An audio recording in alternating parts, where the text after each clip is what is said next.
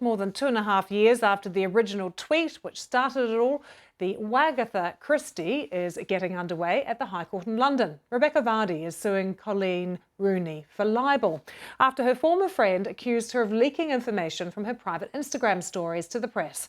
Here's our entertainment correspondent Colin Patterson, who reminds us now of exactly what this dispute between the wives of two England footballers is all about. It's the libel trial which has left wags at war. In one corner, Coleen Rooney, who's being sued for libel. And in the other corner, Rebekah Vardy, who brought the case after being accused of leaking stories to the press. They both have a lot to lose professionally. Social media influencers and celebrities, there's a huge business online for them. You know, I'm talking deals between high five figures to even up to $1 million for particular social media campaigns, you know, with the right people. For both these ladies, the impact is huge, especially in the short run here. So they could be losing, you know, hundreds of thousands of pounds alone just from being involved in this case. Coleen Rooney and Rebekah Vardy are now successful brands in their own right. Solid 10. But first became famous through their footballing husbands. In 2015, Jamie Vardy actually made his England debut by coming on as a substitute for Wayne Rooney. Both players were picked for the Euros in 2016, and the papers were full of shots of their wives cheering them on together from the stands. But everything changed in October 2019. When Coleen Rooney did some online detective work to investigate who was leaking information about her to the press. She wrote fictitious tales about appearing on Strictly and their basement flooding on her Instagram stories to see if they would end up in the papers.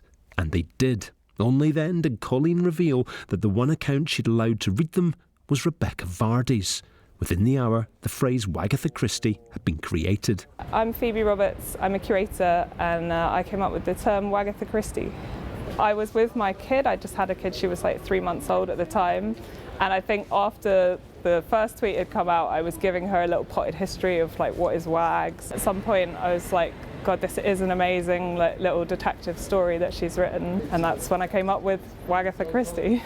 Probably my one good joke that I've ever made, so I'm glad that, you know, got to share it around. Where are some of the places that you have seen the phrase Wagatha Christie end up? I think you can get it on like a phone case or socks, or I don't know, it's in a lot of strange places now.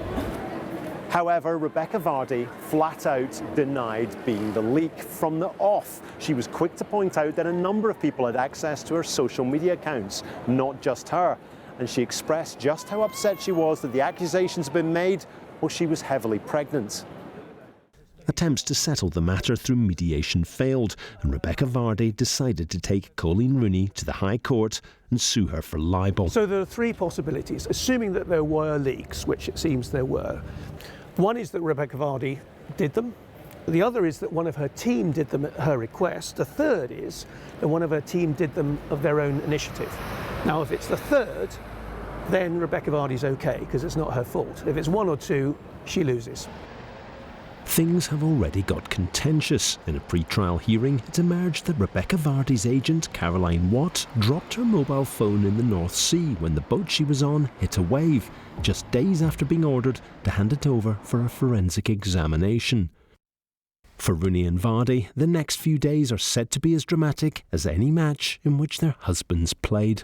Colin Patterson, BBC News.